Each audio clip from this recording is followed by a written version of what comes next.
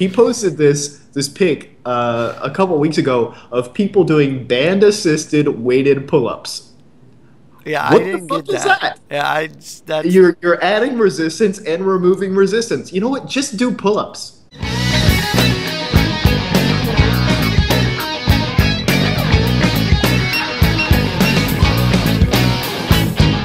All right, breaker one niner on interwebs. Get your ears on, get your eyes on for the GMB Fitness Skills Show. Hopefully, you're not too freaked out by Ryan's snake charmer. So over the next 25 minutes plus or minus, we're going to be talking about all kinds of good stuff: how to get strong, how to get agile, how to do it in a way that you actually enjoy. Go figure, you can actually enjoy this stuff. And yeah, so that's it. My name's Andy, here with Ryan, head coach for GMB, and apparently he has had his caffeine today. I just had my caffeine. Awesome. Actually, what it is it's all of the barbecue that I had last night for dinner. My folks are in town. Nice. And boy, I tell you what, we hit the barbecue last night. It was so good. So yeah, I'm good to go today. Ready for my workout later. Man, Hercules. I miss some barbecue. Barbecue, that's some good stuff, man. Yep. And yeah. So what's up, man? What's going on? Today we're going to be talking about, this is actually the first time we've ever done a show like this. Most of what we're going to be talking today is inspired by a blog post by somebody who doesn't even really blog much. But your friend Benny from Cohesion Gym in Melbourne wrote this really great post on what to look for in a trainer. And so we're going to be talking about some ideas based on that and some of our experience too, because we think it's a really important topic. If you're looking for advice of any sort in health or fitness or really in anything, sort of some of the things that you should be thinking about. Yeah, and that's basically what we're going to talk about. Yeah. But before that, it's Q&A time. Q&A! You ready? Oh, I'm always ready. Right. Always nervous about the question, that is. Yes. Well, to enhance your sense of nervousness, I'm actually going to delay the question by reading a review. I apologize. We haven't actually checked all of the reviews. When you go to iTunes and you look at reviews, like you see the reviews for the country that you're in, and it's really kind of a pain to check other countries. But I finally got around to it, and so I want to just shout out to people who've left some reviews. Here's one from Janumanji. I'm totally probably screwing that up, but I apologize. Anyway, it's quite thank you. possibly the coolest name I've ever heard in my life, by the way. It may very well be.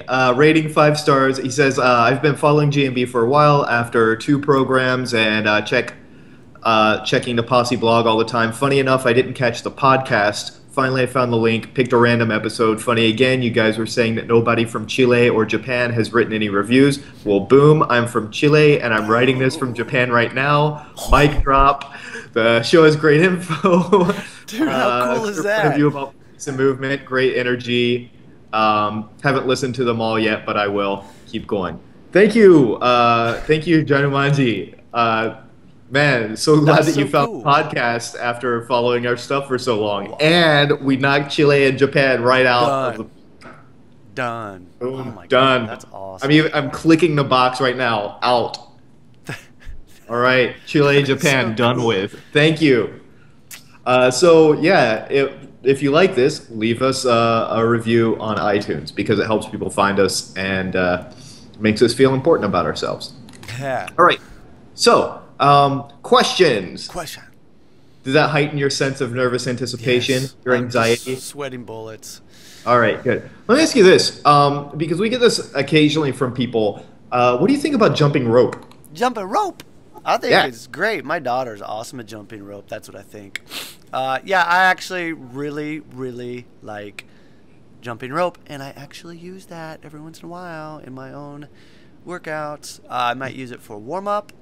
Or I actually just might use it just for my cardio. which we We always already love the covered. Yeah, we cardio. covered that. But yeah, I mean, I really like it.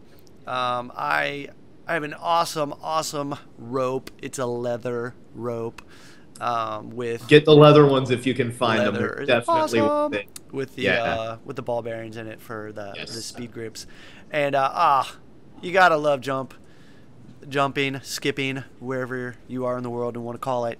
Yeah, I like to mix it up a little bit, pretend that I'm a boxer, you know. But I use it again for warm up sometimes to get the blood going, and Yeah. then sometimes, you know, whatever I'm doing afterwards, I'll just skip. I'll just maybe just go for like 5 minutes or something like that, which actually is a quite long. It's quite long for, you know, if you're not used to it, but I Yeah. think it's a really good way to do it. It's also great because if you can't, heaven forbid, run. I hate to say that, but if you do sprints or you're used to running or something like that, and you don't have the opportunity to do it because maybe it's raining or you're in a hotel room or something like that, take a jump rope with you. Yeah. And Just watch out for light fixtures. Light That's one I found fixtures. out the hard way. Watch out for light fixtures when you're jump roping indoors. That's a very good point. Very good point, especially in Japan. So Yeah. yeah, I love skipping. Love it, love it. Jarlo actually, he was skipping for a while. I don't. Well, actually, because he was getting ready for the big climb. He actually put that on hold, but I assume he'll probably go back to skipping a bit. So good stuff. Yeah. Good stuff. Yeah, one thing I like about jumping rope is that I can't think about anything while I'm doing Yeah, it. It yeah. screws my timing straight up. So it's like an instant meditative Yes. kind of practice, right? Yeah, yeah. Like I can't think about stuff and keep my rhythm. Yeah. So it helps me kind of like clear out the thoughts.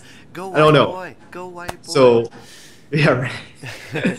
So definitely, yeah, get a good jump rope and try it out. I mean, it's not gonna be like the one thing that will change your life or anything, but yeah, I highly recommend anyone do it. I'm glad you brought that let's see. up. I'm gonna skip Yeah. today. I decided I'm gonna do this Oh, yeah? today. Yeah. Cool.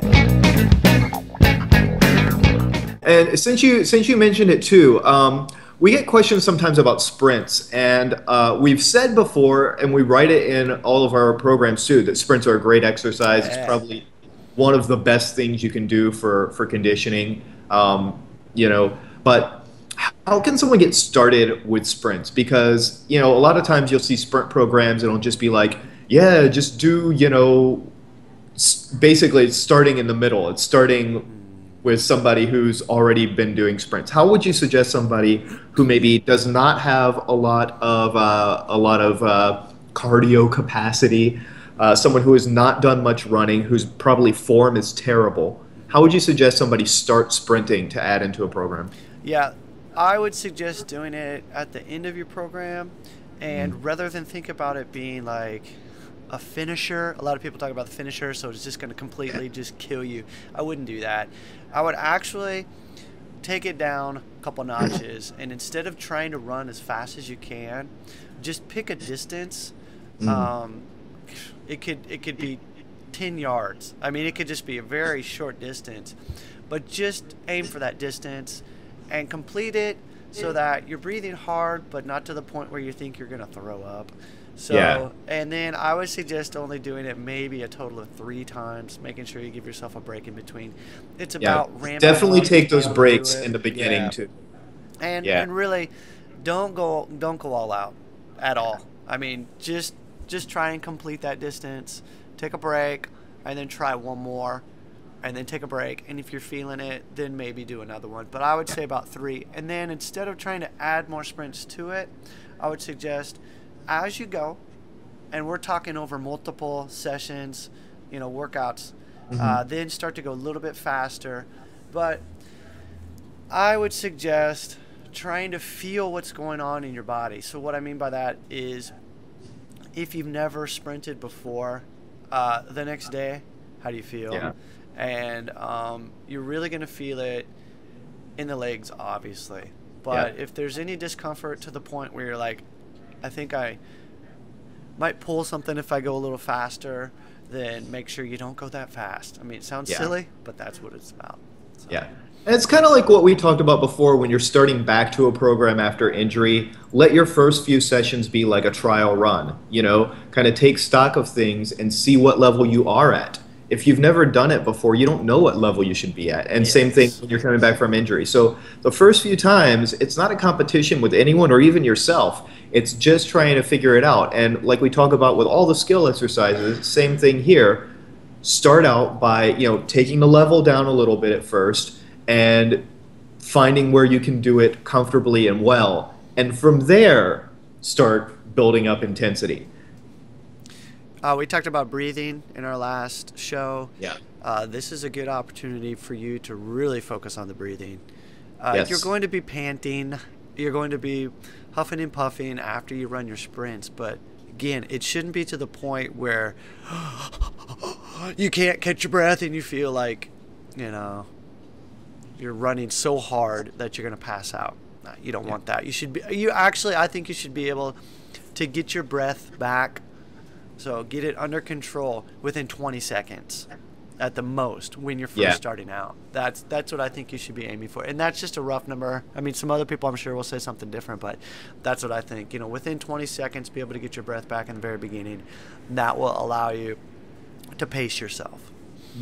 Yeah, I think that's a really good rule of thumb. Another thing that when I coach martial artists a lot is we'd be doing conditioning and you'd say break time and everyone would put their hands on their knees and double over and be just don't do that. Don't ever do that. You know why? It's like 5 times harder to breathe. Yeah. Seriously, if you're trying to catch your breath, stand up like a man or lady. Don't bend over and screw yourself up. And but that's something that if you're not used to it, you might think that it might feel better, but it's not helping. So with that said, let's talk a little bit about finding coaches, finding trainers. It's kind of interesting because, not too long ago, one of our trainer apprentices, Verity, wrote on her personal blog about how she found you and started working with you and why she decided to become a member of our program. And that was really interesting. And then a couple weeks ago, I guess, you interviewed Benny for our Alpha Posse interview, and then he posted this, and you shared it with us, and it was just a really great fucking article about what's the title of it called? It is 11 Brilliant Tips to Find Super Personal Training in Melbourne. And you can just totally get rid of the in Melbourne part because all of these apply no matter where you are. And we're going to have the link on the page for this episode. So I highly recommend everyone click through and read it because it's really, really good. But specifically, we're going to talk about a couple of points from it today. Yeah, so instead of covering all 11, there's 3 actually that we're going to focus on. And let's just get right into it. So we're actually going to look at tip number 3. And in tip number 3, what he wrote is that they, meaning the particular coach, have a process to your results. Okay, this is very, very important. And it's actually related to a tip that we're going to be talking about in a little bit.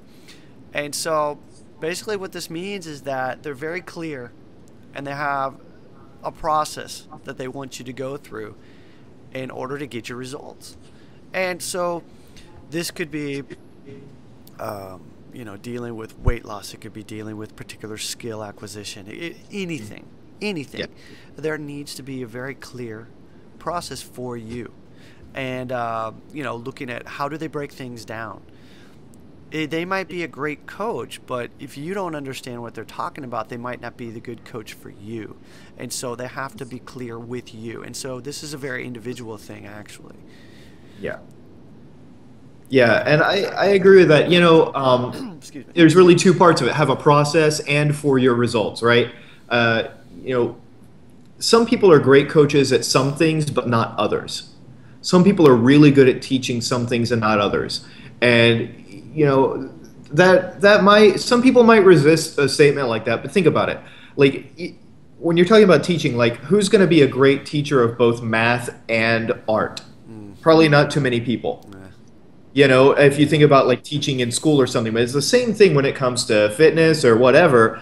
the people that are maybe specialize in like weight loss may not be the best sport specific trainers, right? Or Exactly. somebody who's coached a lot of sprinters may not be the very best person to teach you how to lose a little bit of body fat, get a little stronger, and be able to just move better for what you want. So make sure that the person doesn't just have some process that works for some people in some things, but that it works for your goals.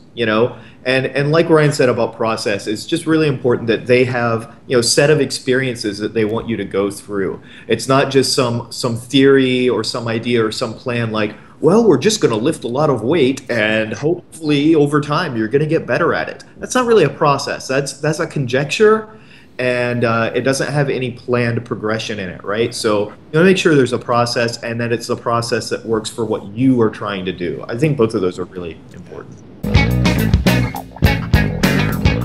So yeah, let's move on to the next tip. And I'm actually going to switch it around a little bit, and instead of going in order. So we mentioned that they have that process, but it's also very individual. So looking at what he wrote, tip number 7, they understand your individuality. And this is extremely important because there shouldn't be a cookie cutter program. And so, depending on where you go, sometimes you'll find where instructors or coaches will put you in a group and you'll all do the same thing. If you're looking for a good coach and you need individual attention, that means that they should have a program that's tailored to you. And that's very, very important because we're all different, and that includes nutrition. Maybe mobility, stretching, and the actual skill work that you want to accomplish. Yeah. And that's why. And so we always have to clarify when we talk about this too, because working with a coach is different from working on your own and following a program. We also make programs, but they're not very rigid either, right? Because our programs are set up in a way where you learn to auto-regulate, you learn to control the amount of intensity and workload for your own progress and your own level. But they're also very individual in that we give you we don't just say, do 5 jumps at this height or whatever. We give you a range of things to work within, and that range increases over time, but you have to learn how to adjust it to you. And in essence, what you're doing is you're learning to coach yourself a little bit, but a good coach who you work with, in person or online, but somebody who's coaching you directly is going to make probably more changes because they're going to be looking at your progress after every session, and they're going to be making adjustments as you go along. So it's a little different situation, but yeah, if you're going to work with somebody as a trainer, you want to make sure that they're making those adjustments individually for you. And this is good. I mean, to kind of use myself as an example, we have classes here in Japan that I teach, and the thing is what we're doing, it has a basic template, but the thing is I'm able, because I'm right there with that person, I can change it up and give them a little bit of advice that matches what they need to accomplish. So let's say somebody is, I don't know, working on the L-sit, but they're not ready for it, then we take it down, use regressions, and so basically match their level. And that's what you need to look for in a trainer. Are they able to do that? And even in the group setting, are they able to match your level and help you to get where you need to go? Yeah, they have to be able to look at where you're at and make sure that the thing that they're asking you to do is appropriate to where you're at. And that's the thing. If you're following a program that's already set, then you're responsible for that. And hopefully you found a program that teaches you how to do that well. But if you're hiring a coach, then that's what you're hiring them for, right? To be responsible for finding the right level and finding the right things for you to do, right? So, yeah, if they can't do that for you, then kind of wonder what the hell they are there for. Exactly. Good job. You're doing a great job. What more? No. Yeah. Moving on. Yeah, we're gonna go back. Tip number 5 this is a good one. They're not an illusionist. I messed it up again. Anyway, illusionist. So basically what he's saying when he wrote this was that they have a specific goal, and they continue to help you work towards that goal instead of maybe going to your session and they change everything up, and then next time they change everything up, and then they change everything up. So it's a consistent focus towards a specific goal, and until that's achieved. Now, during that time, though, a good coach, what they're going to be able to do is make slight changes according to what needs to happen. So maybe you get an injury. Okay, maybe it's not training related. Maybe you fell down a flight of stairs while you're drunk. I don't know. But what they can do is help you to make slight changes that are still helping you get towards your goal, but they're not completely changing up your program so that it's going in another direction. Yeah, that's really important because, we say that they should be able to make changes, but it doesn't mean that they're just like randomly throwing crap out at you all the time. Because here's the thing: is a lot of novice trainers, they want to show off.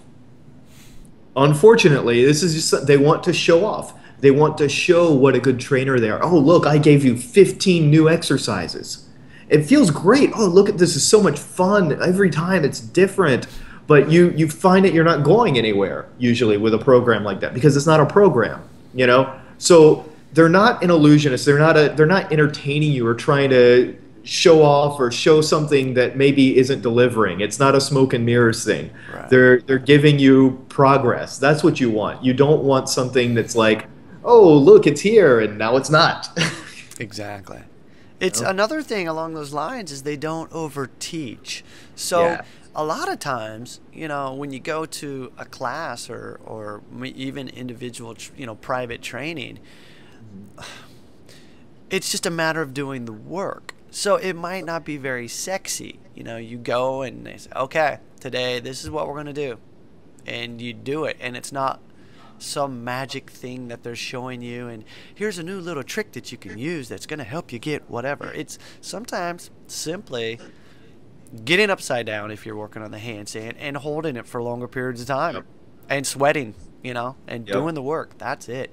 So instead of, like Andy said, wowing you with a new special super duper technique. There's a billion gadgets in the gym, and you don't have to use all of them. Like we talked about before with my famous food metaphors. Just because you have an ingredient in a cupboard does not mean it goes in every dish. Stop putting paprika in your fucking apple pie, please. Like, just don't do it, okay? It's the same thing. Like, if you're working on pull-ups, you don't need to have like the funniest person in the world of fitness is Drywall. If you don't know who this is, he's a guy that trolls CrossFit all the time. And I don't hate CrossFit, but Drywall is hilarious. You should look for this guy on Facebook. He posted this pic a couple weeks ago of people doing band-assisted weighted pull-ups. Yeah, What I didn't the fuck get is that. that? Yeah, You're adding resistance and removing resistance. You know what? Just do pull-ups. Just do pull-ups. Might work. It might work. Yeah, I remember that. That is band-assisted weighted pull-ups. What the hell will they think of next?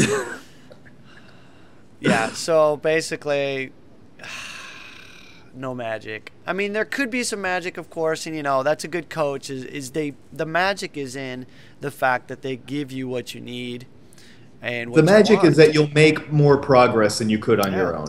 Yeah. Now, there's a lot of other tips that Benny wrote, and really, please check out this article. Again, it doesn't matter if you're in Melbourne. This is around the world, and it's also related to online training.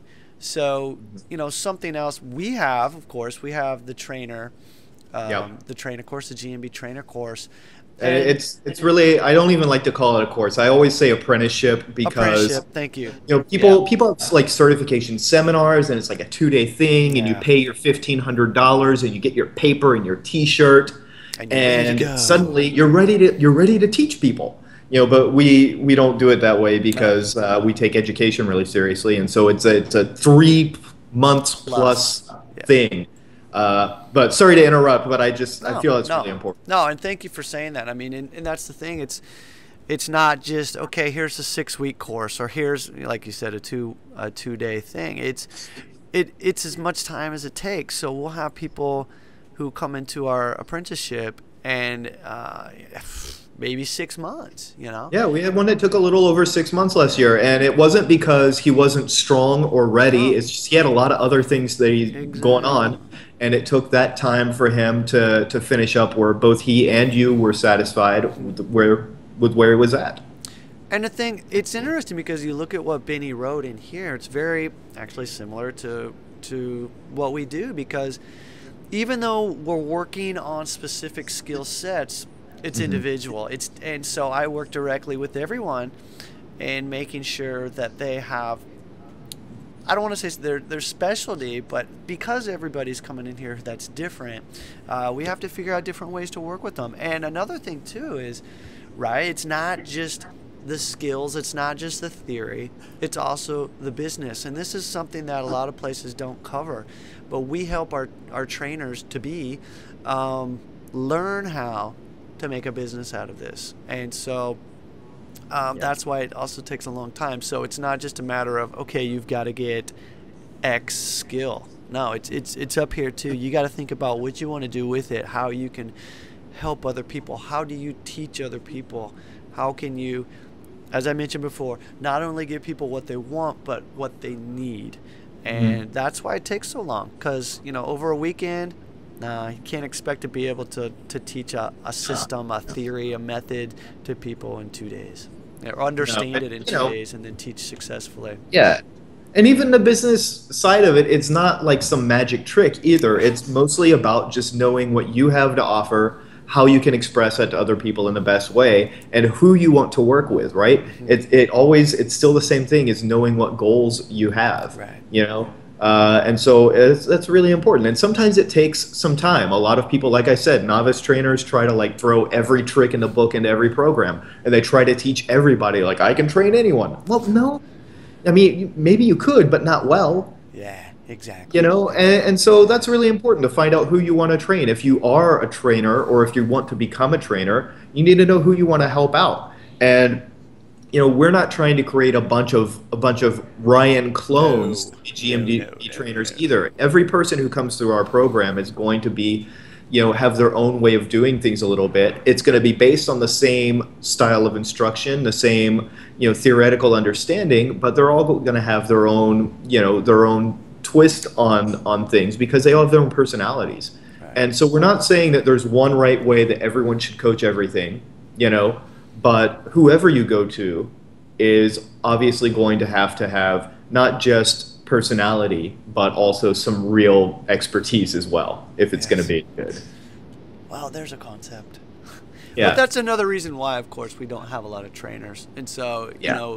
we could set up a 2 day course and we could crank out certified GMB trainers, but we don't. Yeah. We've got what? Well, only really 3 Yeah. that are certified. But, we've got 3 other people who are, working on it right now. So we're not trying to crack them. But with that being said, if you are interested in what we do, let us know. Yep. Um, we can help you out. Yeah. And, so just to kind of wrap up, look for these things, no matter what you're doing, look for somebody that's got a process that's going to work for your goals, not just for somebody else's goals, not just, you know, uh, whatever. You wouldn't go to an Olympic swimming coach if you want to learn how to do handstands. It's just that's not the best fit. Find somebody that's not trying to dazzle you with bullshit, and find somebody who's going to respect that you're an individual. And if you have a tough time with something, they're not going to say, "Well, you obviously just don't have what it takes," or you. What are some of the ones that we hear? If you wanted bad enough, Yeah. you do the work, or you have to prioritize, or stop bullshitting yourself. Your father didn't actually die. You should work harder, or whatever. Whatever. They've gotta respect that you have individual things, and it's not just about excuses. It's about some people have genuinely like difficult situations,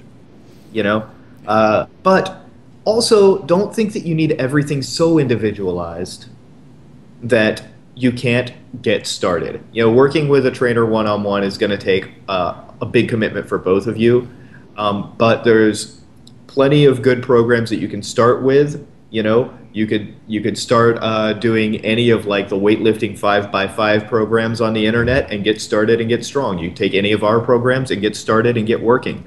You don't need individualization, but if you're working with somebody, make sure that they're working with you. Yeah, good point. I think that about sums it up, man. That's good. All right. So, until next time.